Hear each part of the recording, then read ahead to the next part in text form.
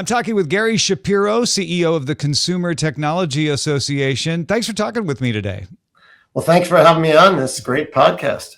Oh, thank you. So CES just wrapped up. I know it's the jewel of the year for the CTA, if you will. How early do you start for next year? Are you already working on 2026? Totally. In fact, I could tell you the dates of our show going through the late 2030s if you want. That's an exciting show. But because we use almost every major facility in Las Vegas, we have to plan literally years ahead of time, as do a lot of groups. Actually, for the 2025 show in 2023, where we're drawing the floor plan, we talk to the biggest companies and see what they want, the ones with the most seniority they get to choose first, and then we design a floor plan. And then during the 4 days of the show, believe it or not, companies are choosing their space for the next year. So the 2025 CES, during it, we've already sold a lot of the space for the 26 CES, and companies are pretty excited about their experience. They're in the moment. It saves us, honestly, several months of playing domino effect, and it's something that most of the major trade shows have actually followed that format. You know, that's a good point. In a world where companies tend to do a lot of their own events these days, CES has stood out, I think, as being a place where companies are still coming and treating it like a place to have a big platform. And video is a great example this year. What is the secret to keeping companies interested in coming back? Well, we've been very lucky, to be honest with you. I don't credit my brilliance to anything. It's a combination of luck, hard work, opportunity. We have certain things that we follow. We have a culture that values honesty and candor. We highly value and produce an actual independent audit of the attendance and the exhibits at CES to make sure when we give numbers to media like you, they're independently verified. We're one of the few US shows to do it. It's more common in Europe. We also want to, in a sense, the exhibitors and the industry own us. We're a nonprofit organization. And as such, we feel we have an obligation. And there's a culture there also focusing that the big companies are obviously part of what we do, but so are the small companies. And you could see our leadership is bounced. In fact, our chairman this year is from Amazon, but our last two chair people were from really relatively small organizations. The women that Dina Gazarian had a 3-person organization. We have a culture of favoring small companies, and the big companies respect that. That's why we have Eureka Park at CES. And it's a culture. And we also try to focus on new. We view ourselves as a platform. Mm-hmm. The platform is designed to present all sorts of new things to our attendees and also different sides of an issue. We clearly take positions in Washington and around the world and in state legislatures. We have a very clear point of view, but we invite our opponents to speak as well, because we feel we substantively will beat them. And we've been very fortunate, especially in the United States, of doing that. And our innovation culture in the US has stemmed in large part from our ability to present a substantive case favoring innovation. I know a lot of folks in our audience do have small startups. They have small businesses. If they want to get involved with the CTA, what resources are available for them, and how do they get involved in the Consumer Electronics Show itself? But sure, for CES, it's really easy. You just say you're interested, go to our website, ces.tech, and we have a special place for startups called Eureka Park, and it's actually a subsidized area of the show. You just could show up with your product or your idea and a few talking points, and we supply everything else from the booth to the chair to the table, and it's a few $1,000s, and it's the way some of our most active volunteers have started and become much bigger companies. We have at the Consumer Technology Association, which owns CES, we have a special portion of the organization for smaller companies, for entrepreneurs and innovators, and they love it. They get together. They not only get deep friendships when they get involved, but they have access to all sorts of materials, from a tremendous amount of market research that we do, where we ask consumers questions about what they like and what they want, to having an influence in public policy. We've had many of our small business members come and testify before Congress or government agencies, because we have very clear, aligned positions. And that has allowed companies to get involved. One of the big ones that we're pretty happy that there's a change now is we want big companies to be allowed to buy small companies, because most small companies are financed and get investment because people expect an exit of some type. And big companies buying those small companies is something that's, our small companies are real passionate that they have that ability. Many of them have sold their companies and started numerous startups, and they just keep going that way because they love doing startups. Others just stick with the company and become part of a bigger company. And of course, a few go public, like NVIDIA certainly did, and did very well. That's probably the best example of a company that was very small when they first. I met Jensen when he first came to Washington, D.C. his very first time. He spoke to our staff. I wish I paid more attention to what he was saying, actually. But I didn't. It's hard when you got that many people. Yeah. You talked about the fact that CES is a platform. The CTA tries to provide a platform for the new technologies. AI was obviously a big star of the show this year. What do you see as some of the faster rising technologies and things that we can look forward to at future CESs? Well, artificial intelligence is obviously going to dominate for a while. With the return of the Obama-Trump focus on self-driving cars, vehicles, and a focus on cutting healthcare costs and empowering the disabled and the elderly, we expect a return to a focus that's been absent for 4 years. We kind of marched in pace on self-driving, and all the money was thrown at electric vehicles. And now the new secretary, who's soon be the new Secretary of Transportation, should be approved by the Senate by the time this goes live, is very much a proponent of self-driving cars. So we expect a major change there. We also expect a lot focusing on robotics. That's clearly a growing area, especially as they become more humanoid looking and lifelike. I mean, there's so many variations on a theme. That is the future we expect, as well as obviously automation in terms of businesses, restaurants, things like that, because it's also a business to business event in very large measure. And also, as we announced, there's two focuses at this CES, which we're just beginning on. One was quantum computing. We had a conference on that. We just announced that we're invested in the World Congress on quantum, and it's something that we're now part of, and we're joined with them. And that's the future and the long-term future. The other is maybe less exciting, but it's real challenge now for our society, and for the first time, I feel, for our industry, and that is, where do we get our electricity from? Interestingly enough, President Trump's come out very much against wind, but he seems to be favoring everything else. We'll see what that happens with nuclear. We'll see what happens with other things. The California fires certainly have raised one more time the focus on how utilities do things, how they put out wires, how they create the opportunity for fires, things like that. So there's a lot of energy, if I will, focused on the energy issue, and we'll see all sorts of ways. It's also energy creation, energy production, cutting down use of energy. The consumer technology industry produces a huge number of extremely energy efficient products. We're the only industry I think you can point to that say, well, the prices have come down in many categories, the products have gotten better, and the energy use is actually less. With AI and with quantum, we definitely need more energy. I mean, you could argue maybe they're using less energy because they're solving problems quicker, but then now they're just also tackling tougher problems.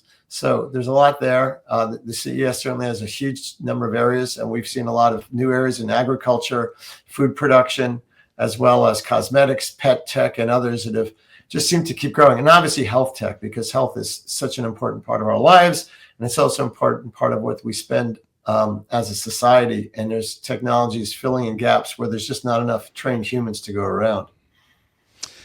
Congratulations on your new book coming out, Pivot or Die. It was really well timed given the surprise election results, because we are all pivoting. It's focused on how we make pivots in life and business, and it gives some real life examples of actually literally dozens of companies in real situations, but also gives personal advice. So one of the things that caught my eye in the book, a lot of people think of pivot as a failure. In the book, you talk about the success pivot, but also why even if there's a failure pivot, it's not a bad thing. Explain a little more for folks by what you mean by that. Well, what I love about the United States and our culture is there's no culture that exists that's even close, maybe Israel and Canada, where your failure is a learning experience. But if you think about your own life, and I've raised this with lots of people, no one's pushed back on it, so I'm going to keep saying it's true. You learn from your failures. You don't learn from your successes. Successes produce false confidence, arrogance, and a lot of mistakes in judgment where you just think, well, I made this good decision before, I'll make a good decision in the future. Failure is when you, in a relationship, in a job, in a business, you are very successful. When I interview people for jobs, one of the things I like to hear about is if they've tried something and failed, especially a small business, because that is a school of hard knocks. And if you look at our most successful people, and I talk about this in the book, many of them have failed many times. I mean, I know there's a lot of bad things and good things about Donald Trump as president. But if you look at it, he has failed numerous times. I mean, he's gone and declared bankruptcy. He's done things. And, you know, in a certain way, whether you hate him or you love him, he does get some things done in a way that, you know, obviously people find disagreeable. And there's also, you know, you do require a certain amount of independent thinking to succeed. And I would look at Steve Jobs, I would look at Elon Musk and Donald Trump, and I'd categorize them together. Is that in a sense, they're superhuman. They don't seem to have the same empathy gene that others may have, and they really don't care about what people think about what they say, or Steve Jobs didn't care. But they were very focused on getting the job at hand done and coming up with a way of doing it. And that's what I think is part of what I've seen in entrepreneurs and success, is you have to be really, really focused. And I've met so many of them in the course of my career, whether it was Bill Gates or Michael Dell or Steve Jobs or others. And even the way they respond to me when I ask them to do something, you know, I like a lot of them. There's many more names I can name, but they often say no to me, but they do it quickly because they're so focused on what they want to do, not what I want them to do. And I respect that. Yeah, I think I get a yes. Jobs is a really interesting example of that, because people think of him as a complete success, but he failed tremendously with certain product lines like the Lisa, and even leaving Apple and going off into the wilderness. Do you have any other examples besides Steve Jobs off the top of your head of that failure pivot that ended up being useful? Well, the failure pivot is true just about for almost any entrepreneur or innovator. I mean, there's so many different ones, whether it was the inventor of the Ring, the camera, which was, you know, was rejected by so many, or there's if you look at, it's difficult to come up with and not name someone who's failed, because you should go admit it. And you know, I've read a number of Trump's books, and he certainly has had a whole ton of failures, but he's always swung for the fences too. So but you know, look, Michael Dell went public, then he went private, then he went public. Then, I mean, he's done a lot of different things. There's people who've also inherited, like Brian Roberts of Comcast, NBC, and you know, not everything they did was success. I don't know if your audience is old enough to remember the NBC Olympics, where they sold they sold different colored things, and it was a dismal failure. But you know what? So what? You learn from your failure. If you don't risk things in life, you're not going to get very, very far, and you probably won't succeed, because the world changes around you, whether or not you change. And that's especially true in the business environment. But it's also true in your personal environment and your relationships. And you just can't keep doing things the way you've always done them. You always have to invest in, try new things, and grow. I mean, you have an obligation to do that to succeed, because the world is going to change. As humans, we think the status quo is always worth protecting. Certainly that it's not only a political philosophy, it's a personal philosophy. But as we go through life and we grow up, and, you know, people get sick and they die and things change around us, or there's fires in LA, there's extreme weather, there's new politicians, there's new rules, there's new technology. We have to change. It's start winning in a way. It's not being strong. It's not being fast. It's adapting to change the quickest, which determines success. And that's what the book is about, is how you make those business and personal decisions. Now, the biggest decisions in life, I think, because I don't want to get the wrong message here, the biggest decisions, especially for young people that they fret over, are really not there. Like even what college you go to or what your first job is, not that important, because you don't even know yourself yet. The big decisions younger people should look at is, you know, do you commit a major crime? Do you do something fundamentally unsafe, you know, drink and drive? Do you marry someone? Do you have children? Those are 4 big decisions, which are not irrevocable, but they have long-lasting implications. And the rest of the decisions, it's just, you got to get to know yourself and learn. Every job you take, you learn something that's valuable about yourself. And that's why we tell our employees, we want them to do something outside of the office besides just work. Because just working all the time is not what we want from our employees. We want them to be broadly diversified and to be able to innovate. And innovation is putting different ideas together for a better result. And that's something that we try to do as an organization. That's part of our culture. Yeah, it sounds like leaving room for yourself to pivot, and always considering that an option is what you're talking about, is being important. Absolutely. Yeah. Well, before I let you go, just a big thank you for helping defend our rights to home recording all those years ago. I don't know if a lot of people realize how involved you were in that. Yeah, I was the chairman of the Home Recording Rights Coalition at the age of 26. It was really a strange bit of luck, but I was managing people, believe it or not, like David Rubenstein, who now had the Carlyle Group, and Ron Brown, who headed the Democratic Party, and there was lawyers and I just fell into this. I was an outside junior lawyer, and the client was never around. They made me the vice chairman, so I ran the group.